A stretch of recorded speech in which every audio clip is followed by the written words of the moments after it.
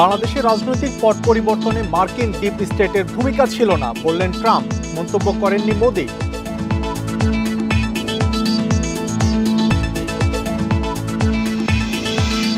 দেশবাসীর ঘাড়ে ২০ লাখ কোটি টাকা ঋণের বোঝা, ১৫ বছরে বেড়েছে ৬.৫ গুণ, পরিশোধের চাপে অন্তর্বর্তী সরকার।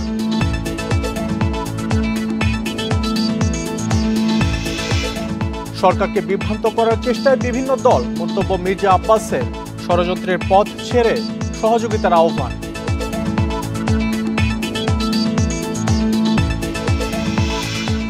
টঙ্গীর তুরাগতীরে জুম্মার নামাজে লাখো মুসল্লি, বিশ্ব শান্তি ও সবার কল্যাণ কামনা, নিরাপত্তা জোরদার।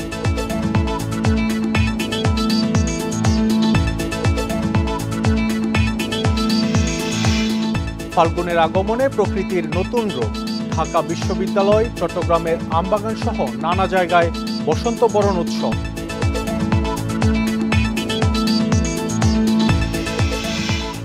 স্বাগত বিরতিহীন সংবাদ দুপুরে, আপনাদের সাথে আছি আমি মাহমুদ শরীফ। শুনছিলেন শিরোনাম, এবার বিস্তারিত।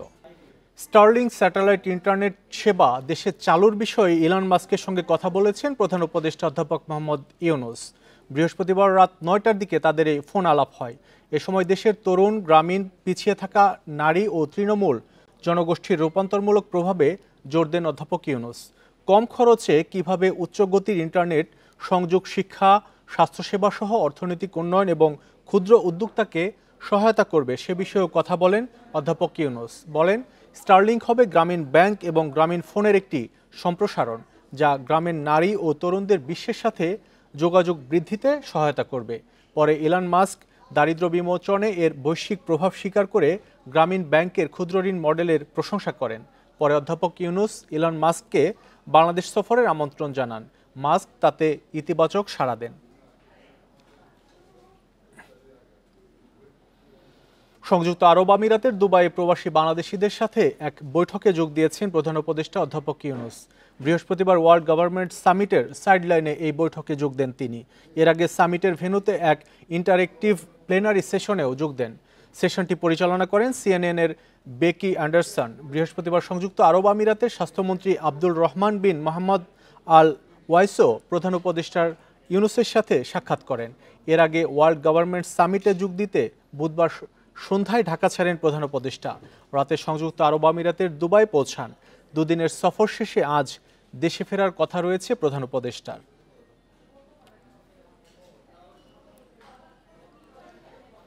দেশের জনগণের ঘাড়ে এখন ২০ লাখ কোটি টাকার বেশি ঋণের বোঝা, যার ১৮ লাখ কোটি রেখে গেছে পতিত শেখ হাসিনা সরকার। ১৫ বছরে ঋণ বেড়েছে ৬.৫ গুণ।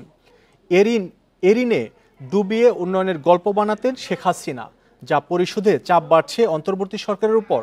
বিশ্লেষকরা বলছেন, পতিত সরকারের যথাযথ ঋণ ব্যবস্থাপনা না থাকায় দেশি উৎস থেকে বেশি ঋণ নেওয়া হয়েছে, আবার বিদেশি ঋণ নেওয়া হয়েছে বিচারহীনভাবে।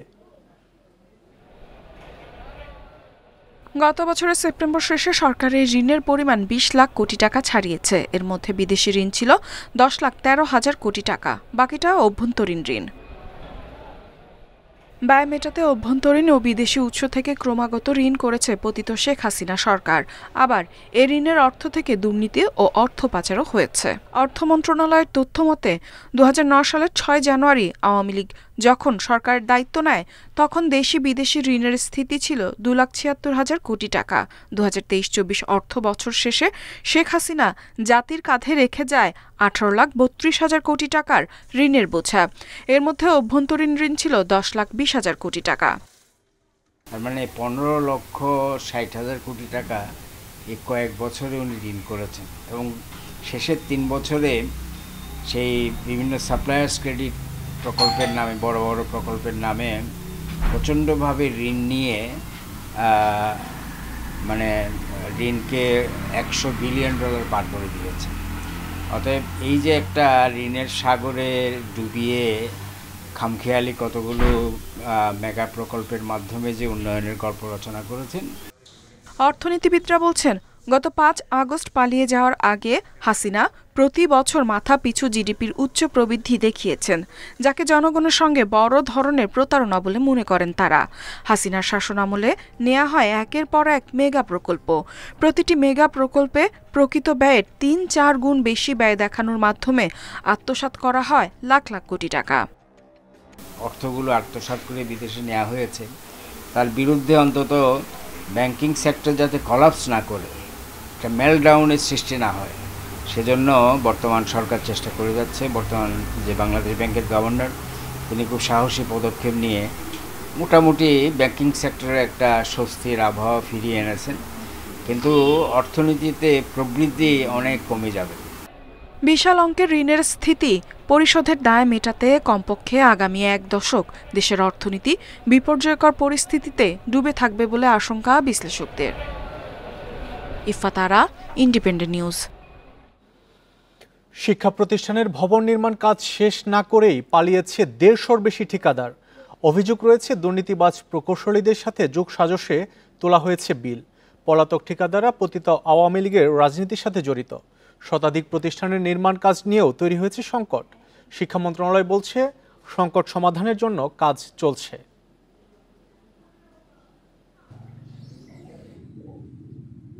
সিলেটের দশময় উচ্চ বিদ্যালয় পুরনো ৩তলা ভবন ভেঙে ২০১৯ সালে শুরু হয় ৬তলা ভবনের কাজ। এ পর্যন্ত ৫০ ভাগ কাজও শেষ হয়নি ভবনটির, অথচ বেশিরভাগ বিলই তুলে নিয়ে গেছে ঠিকাদার। আর ৫ আগস্ট ছাত্র জনতার গণ অভ্যুত্থানে হাসিনা সরকারের পতনের পর এখন ঠিকাদারও পলাতক। বড় বড় ক্লাসগুলোর মধ্যে হার্ডবোর্ড দিয়ে পার্টিশন দিয়ে আমরা ক্লাস চালাচ্ছি, কারণ ২০ সাল থেকে শুরু করে আজকে প্রায় ২৫। আমরা এখনও জানি না কবে যে বিল্ডিং আমাদের সমাপ্ত হবে। একই অবস্থা দক্ষিণ সুরমার লালাবাজার ফাজিল মাদ্রাসা ভবনের। ৪তলা ভবনের মাত্র ৩ তলায় ঢালাই কাজ শেষ করেই পালিয়েছে ঠিকাদার প্রতিষ্ঠান। আমরা ঠিকাদারকে অনেক অনুনয় বিনয় করে ৩ তলার ছাদ পর্যন্ত করেছিলাম সম্পন্ন, কিন্তু এরপরে বাকি কাজটুকু না হয় আমাদের ক্লাসরুমে ছাত্রছাত্রীদের সুষ্ঠু লেখাপড়া বিঘ্ন সৃষ্টি হচ্ছে। একই অবস্থা সারা দেশে অনেক শিক্ষা প্রতিষ্ঠানেই। দুর্নীতিবাজ প্রকৌশলীদের সাথে যোগসাজশে কাজ শেষ না করেই বিল তুলেছে ঠিকাদাররা। শিক্ষা প্রকৌশলের তথ্য অনুযায়ী ১৫০ শতাধিক ঠিকাদার পলাতক রয়েছে, যারা পতিত আওয়ামী লীগের রাজনীতির সাথে জড়িত ছিল। শিক্ষা প্রকৌশল অধিদপ্তর বলছে ঠিকাদারি প্রতিষ্ঠানে চিঠি দেওয়া হচ্ছে, অনেক প্রতিষ্ঠান কাজও শুরু করেছে। যেখানে কাজে উন্নয়ন কাজে অচল অবস্থা আছে সেগুলিকে আইডেন্টিফাই করে আমরা কম্প্রিহেন্সিভ ওয়েতে we are likely to formulate the comprehensive way and flow path how to resolve this problem. কাজের আগেই বিল দেয়া কর্মকর্তাদের বিরুদ্ধে ব্যবস্থার কথা জানিয়েছে শিক্ষা মন্ত্রণালয়। এটা শুধু শিক্ষা প্রকৌশল মন্ত্রণালয় না, এটা আমি পরিকল্পনার মন্ত্রণালয়ে দেখেছি অনেক প্রকল্পে এই ধরনের স্থবিরতা আছে এবং দুর্নীতির কারণে এগুলো বন্ধ হয়ে যাচ্ছে। ৫ আগস্টের পর অনিয়মের দায়ে শিক্ষা প্রকৌশল অধিদপ্তরের ৩ জন প্রকৌশলীকে ওএসডি করেছে মন্ত্রণালয়। শিক্ষা প্রকৌশলের অনেক কর্মকর্তার বিরুদ্ধে নানা অনিয়মের অভিযোগ রয়েছে। সংশ্লিষ্টরা বলছেন শিক্ষা খাতে স্বচ্ছতা নিশ্চিত করতে হলে এসব কর্মকর্তার বিরুদ্ধে দৃষ্টান্তমূলক শাস্তির ব্যবস্থা নিতে হবে। নূরে আলম, ইন্ডিপেন্ডেন্ট নিউজ, ঢাকা। অন্তর্বর্তী সরকারকে বিভিন্ন রাজনৈতিক দল বিভ্রান্ত করার চেষ্টা করছে বলে মন্তব্য করেছেন বিএনপির স্থায়ী কমিটির সদস্য মির্জা আব্বাস। সকালে নয়াপল্টনে ঢাকা দক্ষিণ বিএনপির সদস্য কার্যক্রমের উদ্বোধনী অনুষ্ঠানে কথা বলেন তিনি। মির্জা আব্বাস বলেন, সবাইকে খুব সাবধানে থাকতে হবে, ইতিহাস ভুলে গেলে হবে না, ২০০৮-এর মতো ভুল করবেন না কেউ। বিএনপি সমর্থন দিলেও দ্রব্যমূল্য সিন্ডিকেট সরকারকে বিব্রতকর পরিস্থিতিতে ফেলার চেষ্টা করছে। ডেভিল ব্যবসায়ীদের সাথে হাত মিলিয়েছে বিশেষ একটি রাজনৈতিক দল, যারা নির্বাচনকে ব্যাহত করতে চায়। এই চক্র স্বাধীনতা ও সার্বভৌমত্বকে ধ্বংসের চেষ্টা করছে বলেও মন্তব্য করেন মির্জা আব্বাস। ষড়যন্ত্র বাদ দিয়ে সব দলকে নির্বাচনের স্বার্থে অন্তর্বর্তী সরকারকে সহযোগিতার আহ্বানও জানান তিনি।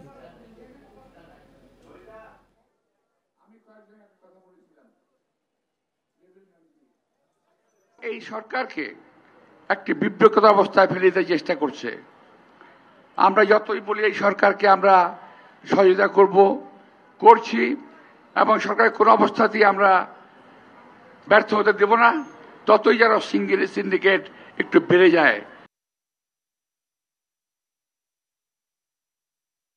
হাট সহ ৬ জেলায় আরও ৫৫ জনকে গ্রেপ্তার করেছে যৌথ বাহিনী।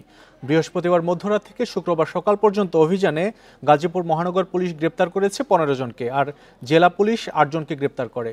এ নিয়ে গাজীপুরে ৬ দিনে গ্রেপ্তার ৩৫৭ জন। বাগেরহাটে আওয়ামী লীগের ৬ নেতাকর্মীকে গ্রেপ্তার করেছে যৌথ বাহিনী।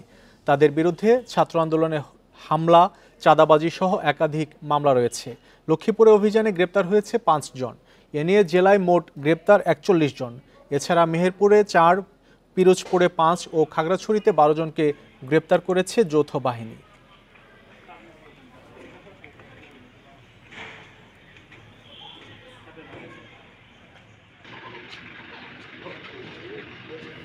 টঙ্গীর তুরাগতীরে বিশ্ব ইজতেমার ময়দানে একসঙ্গে জুমার নামাজ আদায় করেছেন লাখো মুসল্লি। বড় জামাতে অংশ নিতে পেরে সন্তোষ প্রকাশ করেন মুসল্লিরা। দেশ ও জাতির মঙ্গল কামনায় হয় বিশেষ দোয়া। শবে বরাতের রাতেও ময়দান পরিপূর্ণ থাকবে বলে আশা আয়োজক কমিটির। টঙ্গী তুরাগতীরে দেশ বিদেশের লাখো মানুষ অংশ নিয়েছেন বিশ্ব ইজতেমার তৃতীয় পর্বে। বাদ ফজর থেকেই জিকির, আশকার আর ইবাদত বন্দিগিতে মশগুল থাকেন মুসল্লিরা। আর জুমার নামাজের আগেই ময়দান পরিণত হয় জনসমুদ্রে। জুমার নামাজে অংশ নেন লাখো মুসল্লি। ওই সময় ইজতেমার ময়দান চাপিয়ে আশপাশের সড়কগুলোতে ছড়িয়ে পড়েন মুসল্লিরা। ইজতেমা ময়দানে দেশের বৃহত্তম জুমার নামাজে ইমামতি করেন মাওলানা সাদের ছেলে মাওলানা ইউসুফ বিন সাদ। আমাদেরকে ইজতেমা করার জন্য এক তৌফিক দান করছেন। অনেক বাধা বিধি আসছে, আল্লাহ তাআলাই করাইছেন। উম্মতি মুহাম্মদি সবাই দিন পায়ে যা, সবাই জান্নাতি হইতে পারি, এই একটা উদ্দেশ্যে আমরা এখানে সমাবেশ হই। এদিকে ইজতেমা ময়দানে হামলার গুজব ছড়িয়ে একটি মহল ভীতি সৃষ্টির চেষ্টা করে বলে অভিযোগ মাওলানা সাদ অনুসারীদের। হামলা হতে পারে, এটা পুলিশ কমিশনার সাহেব বলছে এটা সম্পূর্ণ একটা ভিত্তিহীন, যাতে আমাদের এখানে মানুষের উপস্থিতি কম হয় এই জন্য একটি চিহ্নিত মহল তারা অপপ্রচার চালিয়ে এখানে যাতে মুসল্লিরা না আসে এইভাবে তারা অপপ্রচার চালাচ্ছে। তবে ইজতেমা মাঠে কোনো নিরাপত্তা ঝুঁকি নেই বলে জানান জিএমপি কমিশনার। নেওয়া হয়েছে বাড়তি নিরাপত্তা ব্যবস্থাও। আমরা সিসিটিভি এবং ড্রোনের মাধ্যমে আমরা সার্ভেলেন্স করছি। আমরা সাদা পোশাকেও প্রচুর পরিমাণে ফোর্স নিয়োগ করেছি, যাতে এই কোনো দুষ্কৃতিকারী যদি ঢুকে যায় তাদেরকে আমরা চিহ্নিত করার জন্য। শুক্রবার বাদ ফজর ভারতের নিজামুদ্দিনের মাওলানা আব্দুস সাত্তারের আমবয়ানের মধ্য দিয়ে শুরু হয় আনুষ্ঠানিকতা। রোববার আখিরি মোনাজাতের মধ্য দিয়ে শেষ হবে এবারের ৫৮তম বিশ্ব ইজতেমা। Adilur Rahman, Independent News, Tongi, Gazipur. ইজতেমা নিয়ে আরও জানাতে টঙ্গী থেকে যোগ দিচ্ছেন সহকর্মী আদিলুর রহমান। আদিলুর রহমান, এই মুহূর্তে কি আনুষ্ঠানিকতা চলছে আর জুমার নামাজে লাখো মুসল্লির অংশগ্রহণ ছিল, সেই চিত্র যদি বলেন। আসলে মূল ময়দান ছাপিয়ে মুসল্লিদের ঢল কোন কোন সড়কে পৌঁছে? দেখুন, আগের দুটি পর্ব কিন্তু আসলে বিশ্ব ইজতেমার হয়ে গেছে, অর্থাৎ মাওলানা জুবাইরের যারা অনুসারী ছিলেন তাদের দুটি পর্ব হয়েছে। তাদের এক প্রথম পর্বে জুমার নামাজ অনুষ্ঠিত হয়েছে। আজকে মাওলানা সাদের অনুসারীদের ইজতেমা শুরু হয়েছে এবং আজকে বৃহত্তম যে জুমার নামাজ সেটিও অনুষ্ঠিত হয়েছে। আমরা যেটি আসলে দেখছি যে আজকে যেহেতু আসলে তীব্র রোদ ছিল, সেই তীব্র রোদ থাকার কারণে মুসল্লিরা অনেকটা আসলে গাদাগাদি করেই যেখানে তাঁবু পেয়েছেন বা একটু রোদ নেই এমন একটি জায়গা পেয়েছেন, সেখানেই মুসল্লিরা অবস্থান নিয়েছেন। তবে সেই জায়গাগুলো যখন আসলে কানায় কানায় পূর্ণ হয়ে গেছে, তারপরে আমরা দেখেছি যে খোলা যে জায়গাগুলো আছে সেই খোলা জায়গাগুলোতে মুসল্লিরা অবস্থান নিয়ে তারা জুমার নামাজ আদায় করেছে। বিশেষ করে টঙ্গী ইজতেমা ময়দানের যে প্রবেশের যে সড়কগুলো ছিল সেই সড়কগুলোতে মুসল্লিদের অবস্থান ছিল এবং সেই সব সড়কে মুসল্লিরা অবস্থান নিয়ে জুমার নামাজ আদায় করেছেন। একই সাথে আমরা দেখেছি যে টঙ্গী ইজতেমা ময়দানের পাশে, অর্থাৎ টঙ্গী থেকে কামারপাড়া অভিমুখে যে সড়কটি চলে এসেছে, এই সড়কের কিছু কিছু জায়গাও মুসল্লিরা তারা অবস্থান নিয়ে জুমার নামাজ আদায় করেছেন। আমরা মুসল্লিদের সাথে যখন আসলে কথা বলছিলাম, মুসল্লিরা বলছিলেন যে তারা অনেক দূর দূরান্ত থেকে, অর্থাৎ গাজীপুরের আশপাশ থেকে, ঢাকার বিভিন্ন প্রান্ত থেকে, যাত্রাবাড়ি থেকে, নারায়ণগঞ্জ থেকে মুসল্লিরা এখানে এসেছেন জুমার নামাজ আদায় করার জন্য। কারণ তারা বলছেন যে এই এত মানুষ একসঙ্গে, লাখ লাখ মানুষ জুমার নামাজ আদায় করা, এটি কিন্তু আসলে সবসময় হয়ে ওঠে ওঠে না, এটা বছরে একবারই হয়ে ওঠে। আর আজকে জুম্মার নামাজটি বিশেষ একটি বার্তা বহন করে। আপনি জানেন যে আজকে রাতটি হচ্ছে শবে বরাতের রাত, যেটিকে আসলে বলা হয় বরকতময় রজনী, এবং সেই বরকতময় রজনীর আগের শুক্রবার আজকে, তো সেই জায়গায় আজকে জুমার নামাজ একটি বিশেষ ফজিলত বহন করে, বিশেষ গুরুত্ব বহন করে, যে কারণে মুসল্লিদের কাছে একটি বিশেষ আকর্ষণীয় ছিল আজকের জুমার নামাজে অংশগ্রহণ করার, এবং সেই জুমার নামাজে অংশগ্রহণ করতে পেরে অনেকে নিজেকে সৌভাগ্যবান মনে করছেন। এবং এই জুমার নামাজ শেষ করার পরে দেশের জন্য, দেশের মানুষের জন্য, নিজেদের জন্য, নিজের পরিবারের জন্য তারা দোয়া করেছেন, শান্তি কামনায় দোয়া করেছেন। এবং আজকে যে জুমার নামাজটি আদায় হয়েছে, সেই জুমার নামাজ ইমামতি করেছেন মাওলানা সাদ কান্ধলভির ছেলে, বড় ছেলে মাওলানা ইউসুফ বিন সাদ। আপনি জানেন যে 2019 সাল থেকে যখন দুই ভাগে বিভক্ত হয়ে বিশ্ব ইজতেমাটি হচ্ছে, তারপর থেকে মাওলানা সাদ কান্ধলভি বাংলাদেশে আসতে পারছেন না। এরপর থেকে তার ছেলেরা প্রত্যেক বছরই ইজতেমা ময়দানে আসছেন, যদিও এবছর তাদের ছেলেদের ইজতেমা ময়দানে আসাটাও অনিশ্চয়তা ছিল। আজকে মাওলানা সাদপন্থী অনুসারীদের ইজতেমা অনুষ্ঠিত হচ্ছে, এর আগে মাওলানা জুবাইরপন্থীদের আয়োজন ছিল। এই দুই আয়োজনের মধ্যে কোনো পার্থক্য আছে কিনা, বা এখন যারা আছেন ইজতেমা ময়দানে তাদের কোনো অভিযোগ আছে কিনা? দেখুন, পার্থক্য বলতে হচ্ছে যে আমরা যদি বলি যে মুসল্লিদের সংখ্যায় কিছুটা পার্থক্য কিন্তু আসলে আছে। সেই যে জায়গায় আসলে মাওলানা জুবাইরের অনুসারীরা প্রথম পর্ব এবং দ্বিতীয় পর্ব করেছেন, সেই দুটি পর্ব মিলিয়ে আসলে যে মুসল্লির সংখ্যা তাদের হয়েছে, সেই মুসল্লির সংখ্যাটি কিন্তু আসলে মাওলানা সাদ অনুসারীদের ক্ষেত্রে আসলে হয়নি। অর্থাৎ মাওলানা জুবাইরের অনুসারীরা দ্বিতীয় পর্বে যে আয়োজন করেছেন, দ্বিতীয় পর্বে যে মুসল্লিরা হয়েছিল, তার থেকে কিছুটা বেশি মুসল্লি এই মাওলানা সাদের অনুসারীদের ক্ষেত্রে হয়েছে বলে কিন্তু আসলে আমরা লক্ষ্য করতে পারছি। তবে মাওলানা জুবাইরের অনুসারীদের দুটি পর্ব মিলিয়ে যে মুসল্লি হয়েছে, সেই মুসল্লির সংখ্যা হয়নি। এটি আসলে একটি পার্থক্য আসলে আমরা লক্ষ্য করতে পারছি। অন্যদিকে আপনি অভিযোগের বিষয় যেটি আসলে বলছিলেন, যে অভিযোগ প্রথম দিকে ছিল যে কিছু কিছু জায়গায় মাইকের শব্দ পৌঁছাচ্ছিল না। তবে আয়োজক কমিটি বলেছেন যে আজকে জুমার নামাজের আগে প্রত্যেকটি জায়গাতেই আসলে মাইকের শব্দ পৌঁছানোর ব্যবস্থা করা হয়েছে। এছাড়া সন্ধ্যা হলে মশার একটি উপদ্রব আছে, এই ধরনের কিছু অভিযোগ মুসল্লিদের আছে। এছাড়া মাওলানা সাদের অনুসারীরা একটি অভিযোগ আজকে করেছেন, আর সেটি হচ্ছে যে একটি মহল গুজব ছড়িয়ে সামাজিক যোগাযোগ মাধ্যমে ভীতি সৃষ্টি করার চেষ্টা করা হচ্ছে, এবং মাওলানা সাদের অনুসারীরা বলছেন যে এর মাধ্যমে তাদের যে ইজতেমার আয়োজন, সেই ইজতেমার আয়োজন ব্যাঘাত করার চেষ্টা করা হচ্ছে। তবে মাওলানা সাদের অনুসারীরা বলছেন যে কোনোভাবেই তাদের ইজতেমা আয়োজনে কোনো বাধা হবে না। তার কারণ হচ্ছে পর্যাপ্ত তাদের নিরাপত্তা ব্যবস্থা, বা তাদের নিজেদের মধ্যে একটি নিরাপত্তা বলয় তৈরি করার জন্য একটি কর্মী কিন্তু আসলে রয়েছে। আপনি নিজেও বিভিন্ন সময় ইজতেমা বা সংবাদ সংগ্রহ করেছেন, আপনি দেখেছেন যে ইজতেমা যারা আয়োজন করেন তাদের কিন্তু আসলে প্রশাসনের বাইরে একটি কর্মী বাহিনী থাকেন যারা নিরাপত্তার দায়িত্বে কাজ করেন। মাওলানা সাদের অনুসারীদের মধ্যেও সেরকম একটি নিরাপত্তার বলয় কিন্তু তৈরি করা হয়েছে। আমরা এই বিষয়টি নিয়ে গাজীপুর মেট্রোপলিটন পুলিশের সাথে কথা বলেছিলাম।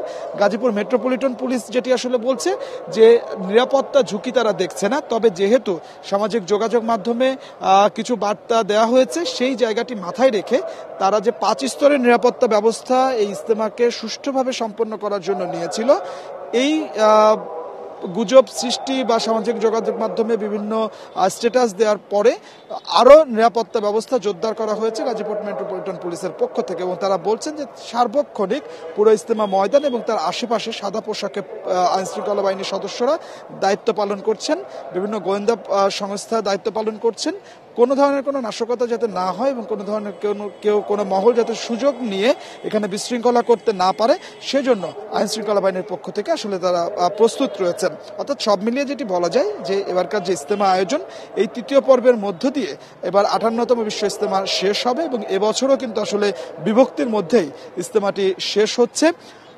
মুসল্লিরা যেটি আসলে বলছেন যে আগামী বছর থেকে তারা ইজতেমার ময়দানটি আসলে এক দেখতে চান, এখানে কোনো বিভক্তি চান না। তার কারণ হচ্ছে বিভক্তি আসলে তাবলিগ জামাতের সঙ্গে যায় না। তো আমার টঙ্গীর তুরাগতীরে চলছে মাওলানা সাদপন্থী অনুসারী যারা আছেন তাদের বিশ্ব ইজতেমার কার্যক্রম আজকে প্রথম দিন। সেই খবর টঙ্গীর তুরাগতীর থেকে জানাচ্ছিলেন সহকর্মী আদিলুর রহমান। দেখছেন বিরতিহীন সংবাদ দুপুর। এরপর অন্যান্য খবরের সঙ্গে আরো থাকছে। আজ পবিত্র শবে বরাত, সৌভাগ্যের রাত হিসেবে ইবাদত বন্দেগীতে পালন করবেন ধর্মপ্রাণ মুসলিমরা।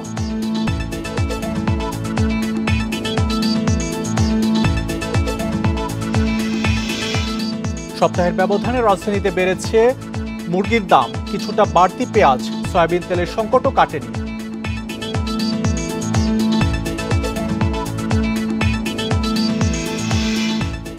আজ পয়লা ফাগুন, ঋতুরাজ বসন্তের প্রথম দিন। শুকনো পাতা ঝরে জন্ম নিয়েছে নতুন কড়ি। পত্রপল্লব রাঙিয়ে আছে পলাশ, শিমুল, কাঞ্চন, মাধবীলতায়। রঙের খেলায় বাসন্তী সাজে প্রকৃতিতে হাজির হয়েছে ঋতুরাজ।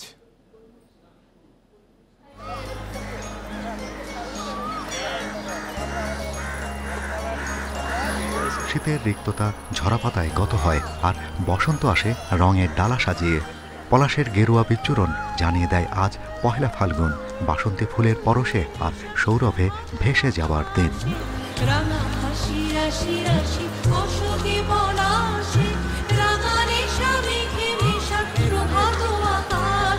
ফাল্গুনের এই সময়ে কাঞ্চন সবচেয়ে গাঢ় হয়, নিজেকে মেলে ধরতে তার বিন্দুমাত্র কৃপণতা নেই।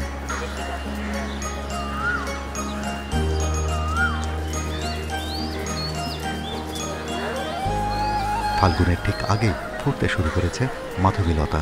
দুষ্প্রাপ্য এই ফুলটি বসন্তেই ফোটে, তবে কিছুদিন পরই ঝরে যায়। ঋতুরাজের সূচনায় শিমুল গাছে দেখা দেয় আগুন রঙের খেলা, আর দক্ষিণা বাতাসে উদাল ছড়ায় মিষ্টি আহ্বান।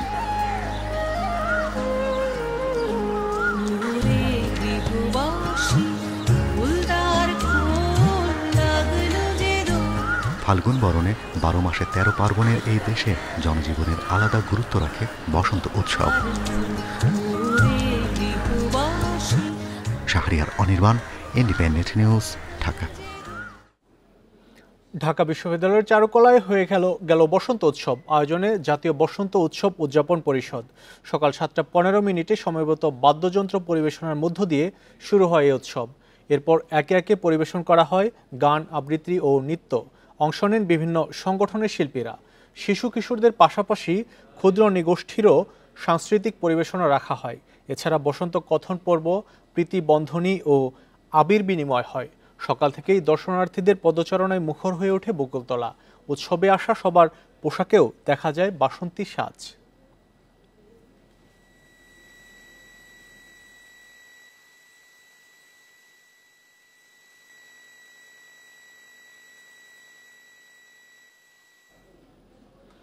দেশ জুড়ে নাচে গানে বসন্তকে বরণ করছেন শিল্পীরা।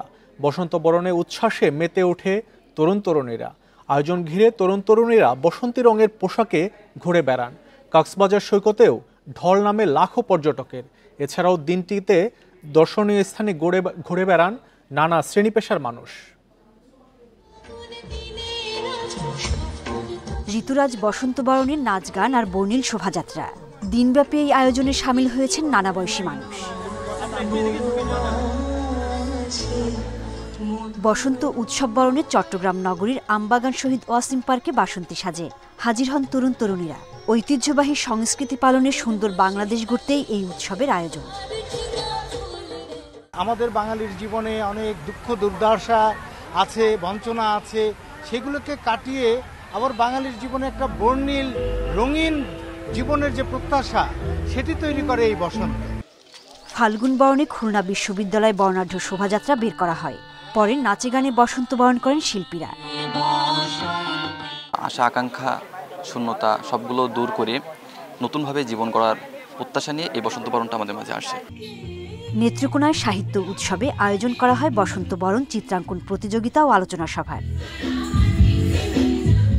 ফাল্গুনের আগমনে প্রকৃতি প্রেমীদের নজর কাড়ছে সুনামগঞ্জের তাহিরপুরের শিমুল বাগান।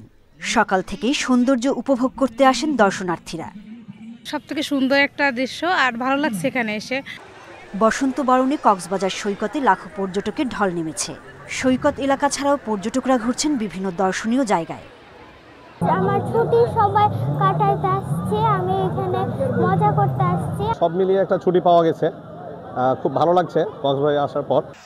কুয়াকাটা সৈকত জুড়ে উৎসব মুখর পরিবেশ। বসন্ত আর সাপ্তাহিক ছুটি উপভোগ করেন দর্শনার্থীরা।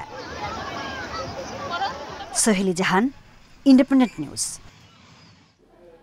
সাপ্তাহিক ছুটির দিনে বিভিন্ন পর্যটন কেন্দ্রে ভিড় করেছেন পর্যটকরা, ঘুরছেন পরিবার পরিজন নিয়ে। এ নিয়ে আরও জানাতে কক্সবাজার ও সুনামগঞ্জ থেকে যুক্ত হচ্ছেন সহকর্মীরা। শুরুতে যাব সুনামগঞ্জে সেখানে আছেন সহকর্মী জাকির হোসেন।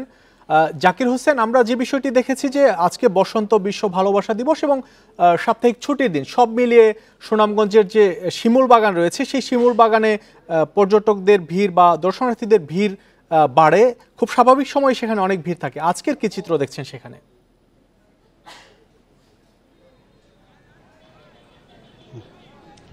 দেখুন, এই সময়টাতে বছরের এই সময়টাতে শিমুল বাগানে প্রতি সাপ্তাহিক ছুটির দিন অর্থাৎ শুক্র এবং শনিবারে কিন্তু পর্যটকদের উপচে পড়া ভিড় থাকে। কিন্তু আজকে যেহেতু বিশ্ব ভালোবাসা দিবস এবং পহেলা ফাল্গুন, এই উপলক্ষে কিন্তু বাড়তি পর্যটক কিন্তু আমরা দেখেছি শিমুল বাগানে দেশের বিভিন্ন প্রান্ত থেকে এসেছে।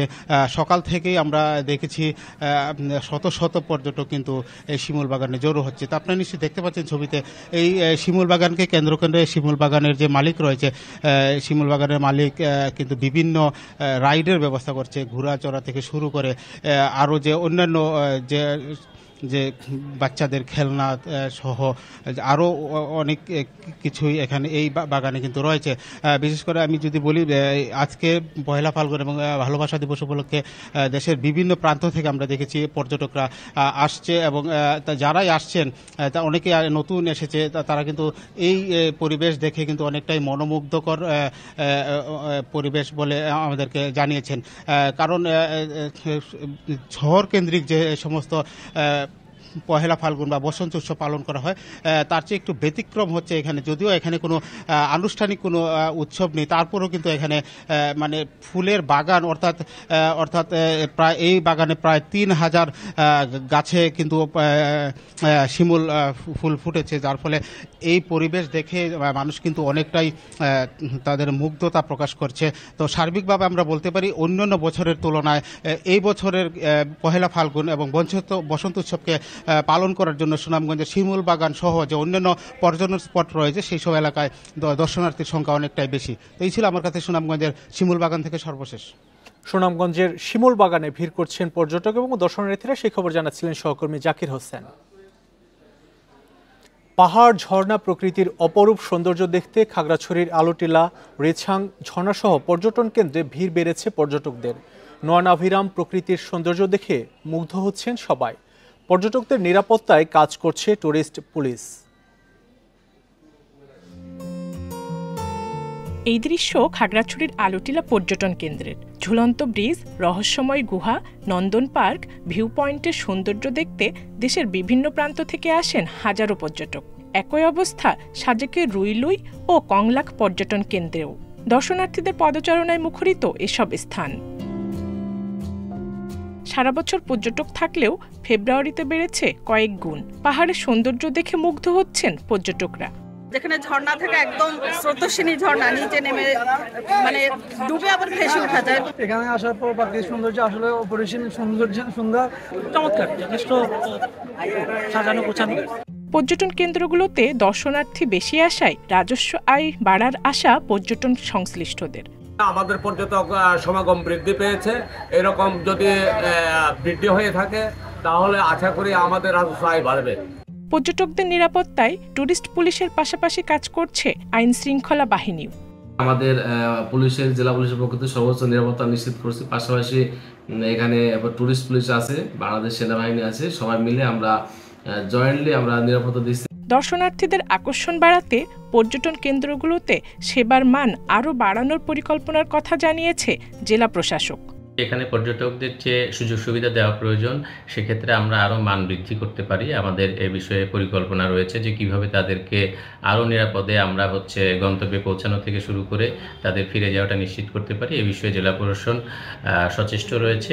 চলতি মাসে খাগড়াছড়ি ও সাজেকে অন্তত 30,000 পর্যটক ভ্রমণের আশা পর্যটন সংশ্লিষ্টদের। Independent news. ঐতিহাসিক নিদর্শনের জন্য বরাবরই পর্যটকদের কাছে আকর্ষণীয় বগুড়ার মহাস্থানগড় জাদুঘর। এবার দেশি বিদেশি ফুল আর পাতাবাহার পুণ্ড্রনগরের এই জাদুঘরকে আরও বেশি আকর্ষণীয় করে তুলেছে। বাড়ছে জাদুঘরের আয়। দেশের সবচেয়ে প্রাচীন প্রত্নতাত্ত্বিক সাইট পুণ্ড্রনগর বা মহাস্থানগড়। অন্তত 2500 বছর আগে এখানে বসতি গড়ে ওঠে।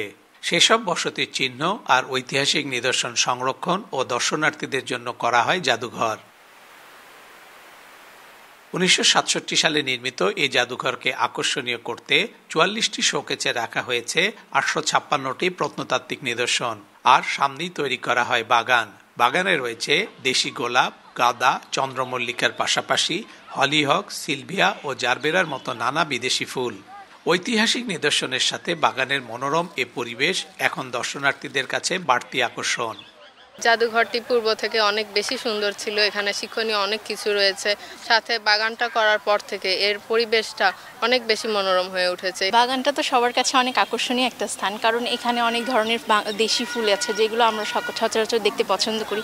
তাছাড়া বাগানে দেশি ফুলের পাশাপাশি অনেক বিদেশি রকমের ফুল আছে। দর্শনার্থীর সমাগম বেশি হয়, আয় বেড়েছে জাদুঘরের। সঠিক পরিচর্যায় আরও অন্তত 1.5 মাস টিকে থাকবে বাগানের এই সৌন্দর্য।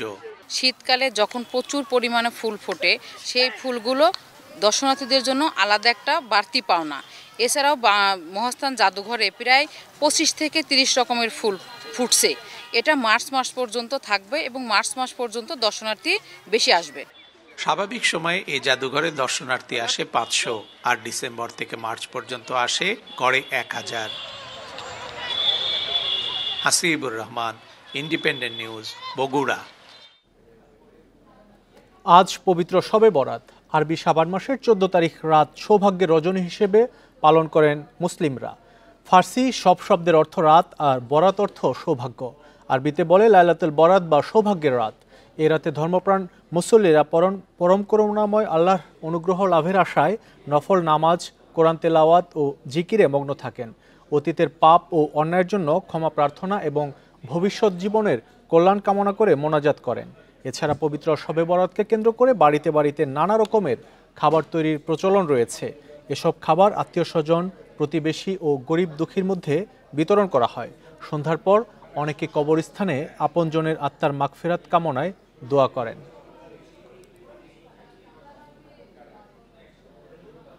সাপ্তাহিক ছুটির দিনে রাজধানীর বাজারে বেড়েছে ব্রয়লার মুরগির দাম। কেজিতে 10 থেকে 20 টাকা বেড়ে বিক্রি হচ্ছে 200 থেকে 210 টাকায়।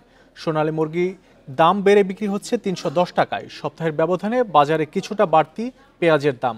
আর এখনও সংকট কাটেনি সয়াবিন তেলের। বেশ কয়েকদিন স্বাভাবিক থাকলেও বাজারে আবারও বাড়তে শুরু করেছে মুরগির দাম। প্রতি কেজি ব্রয়লার মুরগি বিক্রি হচ্ছে 200 থেকে 210 টাকায়। গেল সপ্তাহে যা বিক্রি হয়েছে 190 টাকায়। বেড়েছে সোনালী মুরগির দামও। রমজান মাসকে সামনে রেখে মুরগির দাম বাড়ানো হয়েছে বলে অভিযোগ ভোক্তাদের। আর বাজারে সরবরাহ সংকটের কথা বলছেন বিক্রেতারা। সোনালীটার কথা বলতেছে 300 টাকা করে বিক্রি করে কেজি। তো আমি বলছি এত দাম হলে তাহলে কিভাবে কিনবো? আমাদের তো একটু কম হলে ভালো হয়। রোজার আগে করেছে, রোজা হলে তো আরো আর কথা নাই, তো পারবেই। ব্রয়লার 200 টাকা বিক্রি করতেছি, সোনালী 320 টাকা, অরিজিনালটা হাইব্রিডটা 280 টাকা। এক সপ্তাহের ব্যবধানে করতে পারলো। ব্রয়লার এক সপ্তাহ 20 টাকা বেড়ে গেছে। এখনও কাটেনি বাজারে তেলের সংকট। বেশিরভাগ দোকানে পাওয়া যাচ্ছে না আধা ও 1 লিটারের বোতল। এজন্য বিক্রেতারা দোষছেন ডিলারদের। সরকারের নজরদারি বাড়ানোর তাগিদ ক্রেতাদের। মালটা যেন মার্কেটে আসছে, এখন একটা কাস্টমার এসে তেল পাইতেছে না, সব সদা নিতেছে কিন্তু তেল পাইতেছে না। এই তেল নিয়ে কাস্টমার হাহাকার চলতেছে। রমজান আসার সাথে হচ্ছে দামের গ্রাফটা বাড়তে থাকে, যার জন্য আমি মনে করি মানে এই সরকার যদি পারে আর কি গ্রাফটা যদি একটু কমাইতে পারে। সবাই আসলে ইফতার এবং সেহরিতে মোটামুটি ভালো মন্দ খেতে চায়, কিন্তু এখনকার যে সিচুয়েশন, বাজারের যে অবস্থা, আসলে সবকিছুই মোটামুটি মানুষের ক্রয় ক্ষমতার বাইরে। গেল সপ্তাহের তুলনায় পেঁয়াজের দাম 2 থেকে 5 টাকা বেড়ে 38 থেকে 40 টাকায় বিক্রি হচ্ছে। তবে প্রতি কেজি আলু 20 টাকায় স্থিতিশীল রয়েছে। Amirul Islam, independent News, Dhaka. পর্যাপ্ত সরবরাহ থাকায় সারা দেশে স্থিতিশীল রয়েছে সবজির দাম। তবে ব্রয়লারের দাম বেড়েছে 5 থেকে 10 টাকা। সংকট কাটেনি বোতলজাত সয়াবিন তেলের। রাজশাহীতে প্রতি কেজি শিম ও বেগুন 20 টাকায়, ফুলকপি 10 টাকায় এবং কাঁচামরিচ 60 টাকায় বিক্রি হচ্ছে। আর গরুর মাংস বিক্রি হচ্ছে 750 টাকা কেজি দরে। খুলনায়ও স্থিতিশীল রয়েছে সব ধরনের সবজির দাম। টমেটো 20 ও ফুলকপি বিক্রি হচ্ছে 10 টাকায়। সেখানে মোটা চালের দাম কমলেও স্থিতিশীল রয়েছে মাঝারি এবং চিকন চালের দাম। বরিশালে কেজিতে 10 টাকা বেড়ে ব্রয়লার বিক্রি হচ্ছে 200 টাকায়। বোতলজাত সয়াবিনের সংকট এখনও কাটেনি জেলায়। এজন্য নিয়মিত বাজারে তদারকির দাবি স্থানীয়দের। বগুড়ায় শীতকালীন সব ধরনের সবজির দাম কমেছে।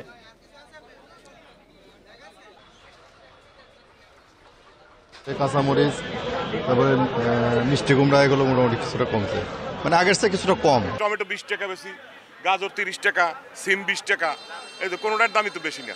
100 টাকা দিয়ে আগে তো ভরতে পারতো না ব্যাগ, আর 100 টাকা দিয়ে ব্যাগ ভরা যায়। তেলের দাম অনেক বাড়তি, চাউলের দাম বাড়তি।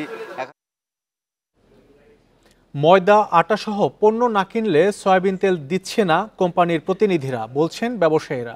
কৃত্রিম সংকটের কারণে চাইলেই দোকানে মিলছে না সয়াবিন তেল, ফলে বাধ্য হয়েই ওই কোম্পানির পণ্য কিনতে হচ্ছে ক্রেতাদের। এই অবস্থা চলতে থাকলে রমজানে সংকট আরও বাড়ার শঙ্কা ব্যবসায়ীদের। দেশে ভোজ্য তেলের বাজারে সংকট কাটছে না কিছুতেই। বরিশালের বাজারে মিলছে না বোতলজাত সয়াবিন তেল। লিটার প্রতি 175 টাকা হলেও খোলা সয়াবিন বিক্রি হচ্ছে 200 টাকায়। দোকানিদের অভিযোগ, বাজারজাতকারী প্রতিষ্ঠানগুলোর তেলের সঙ্গে একই কোম্পানির চাল আটা না নিলে মিলছে না বোতলজাত সয়াবিন তেল। 75 টাকার জিনিস 200 টাকা কিনতেছে, কিন্তু তাও বোতল পাচ্ছি না। সিলেটের কালীঘাট, বন্দরবাজার, লালবাজার ও কাজির বাজারের প্রায় সব দোকানেই তেলের সংকট। রমজান উপলক্ষে এ সংকট আরও বাড়ার শঙ্কা ক্রেতাদের। 1 কেজি তেল ছেলে বলে আপনি আটা নেন, সুজি নেন, চিনি নেন, আটা সুজি দিয়ে আমি কি করবো? খুলনার বাজারে খোলা সয়াবিন তেল প্রতি লিটারে বিক্রি হচ্ছে 200 টাকায়। আর কয়েক দোকান ঘুরলেও মিলছে না বোতলজাত তেল। আর যেসব দোকানে মিলছে সেখানেও কিনতে হচ্ছে অন্য কোম্পানির পণ্য। এক কার্টনের লগে লবণ নিতে হবে, আটা নিতে হবে, ময়দা নিতে হবে, অথবা ডাল নিতে হবে। একই অবস্থা যশোরেও। ব্যবসায়ীদের অভিযোগ, তদারকির অভাবে কৃত্রিম সংকট তৈরি করছেন আমদানিকারকরা। কোম্পানির লোককে যখন আমরা অর্ডার দিই তখন বলে ভাই সয়াবিন তেল স্টকে নেই, ওর পরিবর্তে একটা আছে পাম অয়েল, যেটাকে বলা হয় সুপার, ওইটা আমাদেরকে দিচ্ছে, তাও প্রয়োজনের তুলনায় অপ্রতুল। চাঁদপুর ও হিলিতেও সংকট কাটেনি সয়াবিনের। কোনো দোকানেই মিলছে না বোতলজাত সয়াবিন তেল। বাড়তি দামে বিক্রির অভিযোগ পেলে ব্যবস্থা নেওয়ার কথা জানিয়েছেন উপজেলা নির্বাহী কর্মকর্তা। তেলের একটা কিন্তু খুচরা মূল্য থাকে, সেই খুচরা মূল্যের মধ্যে থেকেই বিক্রি করতে হবে, তার বাইরে বিক্রি করার সুযোগ নেই। যদি এরকম অভিযোগ পাওয়া যায় সেটা মোবাইল কোর্টে জরিমানা সহ যে ব্যবস্থা নেওয়া যায় সেই ব্যবস্থা নেওয়া হবে। সয়াবিন তেলের সংকট কাটাতে বাজার তদারকি বাড়ানোর কথা বলছেন ক্রেতা বিক্রেতারা। সোহেলি জাহান, ইন্ডিপেন্ডেন্ট নিউজ। এ নিয়ে আরও জানবো, খুলনা থেকে যুক্ত হচ্ছেন সহকর্মী অভিজিৎ পাল। অভিজিৎ পাল, আমরা সয়াবিন তেলের সংকটের কথা বিভিন্ন জেলা থেকে শুনছি এবং ঢাকাতেও সংকটের আমরা খবর পেয়েছি। খুলনার চিত্র কি, আর ব্যবসায়ীরা এর পেছনে কি কারণ বলছে? এতক্ষণ ধরে বিভিন্ন জেলার যে সংকটগুলো আপনি দেখছেন, যে খুলনার অবস্থাও অনেকটা একই রকম। আমরা এখন খুলনার নিউ মার্কেটের কাঁচা বাজারে আছি এবং এখানে এখন আসলে বোতলজাত যে সয়াবিন তেল, সেই সয়াবিন তেল শূন্য বলতে গেলে এক কথায়।